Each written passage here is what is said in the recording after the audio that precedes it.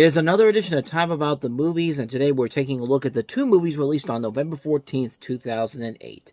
And they're two big movies for very different reasons. One is obviously a new James Bond movie, and the other is the Best Picture winner for 2008 at the Academy Awards. We'll get to that one in just a little bit, but let's talk about the biggest new release of the weekend, which is, of course, Daniel Craig in the sequel to Casino Royale, his second James Bond film. That is, of course, Quantum of Solace.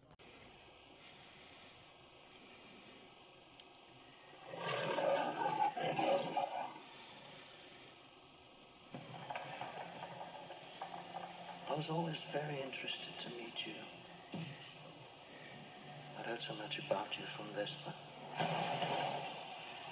If she hadn't killed herself, we would have had you too. Are you going to tell us who you work for? The first thing you should know about us is that we have people everywhere. I thought I could trust you. You said you weren't motivated by revenge. I'm motivated by my duty. I think you're so blinded by inconsolable rage that you don't care who you hurt. When you can't tell your friends from your enemies, it's time to go. You don't have to worry about me.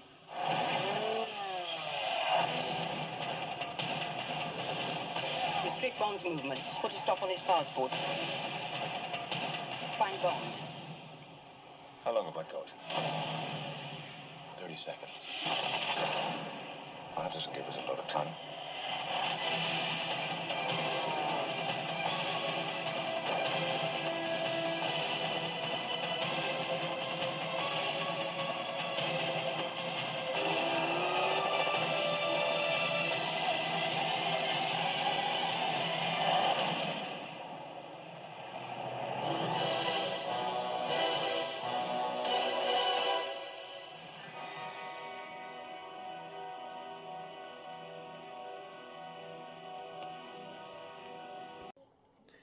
That title probably didn't help the success of this movie overall. I mean, it was a hit overall, but it wasn't the big hit I think a lot of people were expecting it to do, especially with the critics and all that. But we'll get to that in just a second. But in this film, directed by Mark Forster, it features Daniel Craig's second performance as Bond, and in here he's seeking revenge for the death of Vesper, who of course died at the end of Casino Royale, and is signed by Camila Montes, Olga Kurylenko, who is plotting revenge for the murder of her family.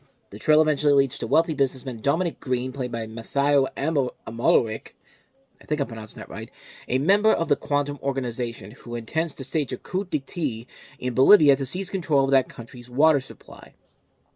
Now, this is notable for a couple of reasons. One, like I said, it's the second James Bond movie with Daniel Craig, but it's the first one to continue the story from the last movie, which is something that the other movies didn't really do all that much. I mean, yeah, a lot of the James Bonds that were in there were back in other movies, but this was the first one that actually did continue a story that left off from the original film, because, we didn't really have a story where, once somebody got killed off in the last James Bond movie with Sean Connery, Roger Moore, or Timothy Dalton, or Pierce Brosnan, it's something that didn't continue into the next film. Here you have one that continues right into the next film. And so it kind of made it a big deal to have a continuing arc going on here, and that will continue with the rest of the series in general, with the rest of Daniel Craig's movies. But one of the first problems the film had to face right from the get-go was the writer's strike. And I was talking about this the year before, how the writer's strike kept a lot of high-profile movie and TV show projects in a state of flux because they couldn't get the writers to come back and fix a lot of the scripts, so they had to shoot whatever they had to work with. And a lot of the shows and movies that came out, starting with this particular fall, kind of faltered because of that. And this is the first real major movie to be affected by the writer's strike in general. And so you have this movie here that suffered a lot from when the strike was caused, and part of the big problem is that, you don't have the writers of the James Bond series to work on this because they're on the picket lines fighting for money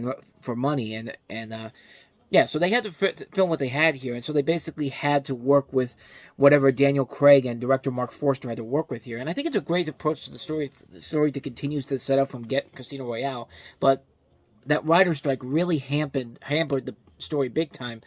and you could tell that they have that Daniel Craig and Mark Forster had to basically write this stuff on the spot. They didn't have any other backup writers to come in and fix this movie, because it definitely shows in how the story kind of goes all over the place, the jumbling all across the board in this film. And another problem with the film, I thought, was that I felt like they were trying way too hard this time around to go for a more darker tone. This is probably the most violent Bond movie that was made at the time, and it doesn't really go into the actual story, but just to be there just for the sake of giving the film an edge to it. I mean, yeah, I was gonna say that they tried to up the game on Bond, like what happened with Batman in The Dark Knight, and of course, James Bond had new competition in Jason Bourne around this time. But don't worry, folks. The Bond films will have plenty of time to copy The Dark Knight with the next movie we'll look at, which will be the most successful one of the series. But yeah, this isn't going to be the last time James Bond copies off of somebody else in general. In fact, I've been doing it since the very beginning. I mean, Moonraker was literally made to cash in on Star Wars' success, for God's sakes. But I've been kind of negative to this film overall, but I don't hate the movie. I think it's a fine film. That's the best way to describe the movie. It's fine. Daniel Craig's still really good as Bond. The cast in here is still really good. There are some really good action sequences. The pacing does work, but it's definitely a huge knockdown compared to Casino Royale. It's just not as good as it should have been. But then again, I'll take this over the bad James Bond movies any day of the week. I'll take this over Moonraker. I'll take this over Die Another Day. It's Mark Forster. Mark Forster is a more than capable director, and it's not like the film is a complete mess overall.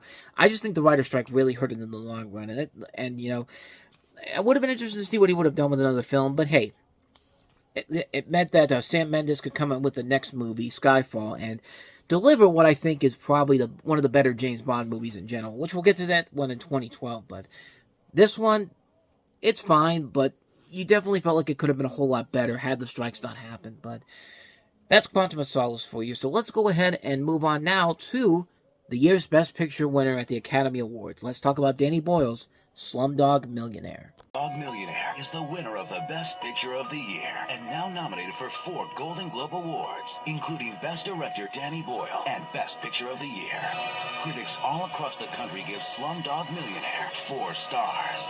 But 4 stars simply aren't enough for this masterpiece that's a tale of unswerving love and will send you out of the theater feeling like a winner. Slumdog Millionaire, rated R, now playing in select theaters.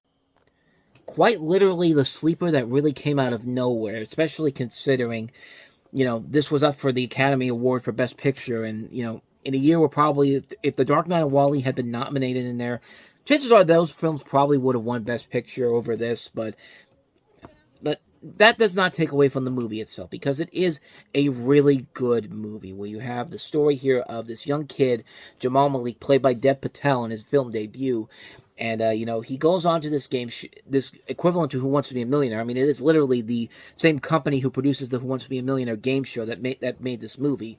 And he surprises everybody on the show by answering every question correctly so far, winning upwards to about, I don't know how to pronounce the currency in India, but it's basically the equivalent of $210,000, and he's one question away from winning the grand prize of $420,000 in the U.S., but he's accused of cheating, and he recounts his life story to the police, illustrating how he was able to answer each question.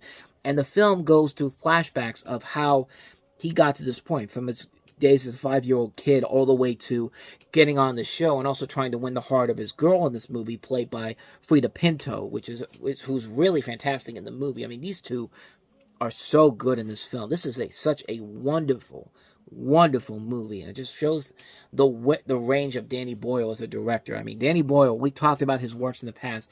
This is his magnum opus, man. This is definitely one of my favorite movies of his. It's such a very entertaining movie. It's an engaging love story. You do want to see Patel and Pinto get together at the end. You want to go on this journey with this guy. It reminds me a lot of The Last Emperor. Maybe that's why I got so invested in seeing The Last Emperor so much, because I saw a lot of similar vibes to Slumdog Millionaire and The Last Samurai. The Last Emperor, excuse me. I'm sorry. I said The Last Samurai. Good Lord. The Last Emperor, the Bernardo Bertolucci movie that won Best Picture in '87. That's the one I want to compare this to, not the Tom Cruise one, no. Slumdog Millionaire kind of made me want to see The Last Emperor, because of just how both of these films felt very similar to one another. And these are two radically different movies. I think that The Last Emperor is an epic film that is using all the abilities of the camera works, of the abilities that they were able to use in filmmaking in '87 to make this grand, epic masterpiece of a film. And in this movie, they're using what they can, what is having it take place in India and all that, and they're doing a lot what they can do with it here, and they're great character studies. They're great aspiring journeys with this young kid from when he's a little boy to where he is at this movie, and you do root for him on. Like, you do root for him to go on this adventure and get the victory after everything he's gone through. There are parts of this movie that are very hard to watch, but it's one of those movies where it's worth it to get to that big moment at the end where everything just works out in the well for him. And this is a really good movie. This is a fantastic, fantastic film. The music by A.R. Rahman is perfect. It's so well done. The song Jai Ho is so well done. Not just in this movie, but the Pussycat Dolls literally did a song version of this, and surprisingly, it's pretty damn good too. I mean, it's hard not to get attached to this movie, man. This is just such a wonderful, wonderful movie. And it was. I don't want to say it was the best of the 5 nominated Best Pictures because Benjamin Button was in there, and we'll get to that one when we get to Christmas time, but it was really a 2-horse race for me that year between Benjamin Button and this movie, and if either one of these had won, I would have been more than happy with that, and I'm glad this won because, yeah, it's a film that rightfully deserved to win. I think it's a very enjoyable film. It's a wonderfully put together movie, great acting, great storytelling. I mean, it's such a masterpiece of a movie, man. One of Danny Boyle's best films. Slumdog Millionaire, such a terrific, terrific film. Can't recommend this one enough. Definitely check it out.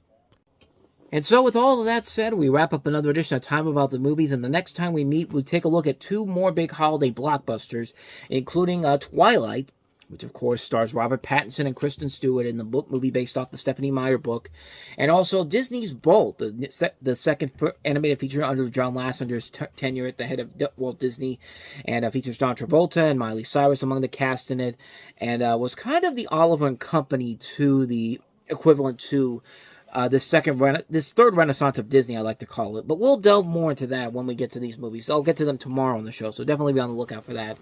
But with all that said, thank you so much for watching. And if you want to see more videos like this, please go ahead and hit that playlist on the next page. Check out the previous episode, and also don't forget to hit the like, subscribe, notification button, and the bell, because you get updates on when new videos come out, and we do post new videos here every day. So with all that said, I'm off. I'll see you guys next time, and until then, as always, take care.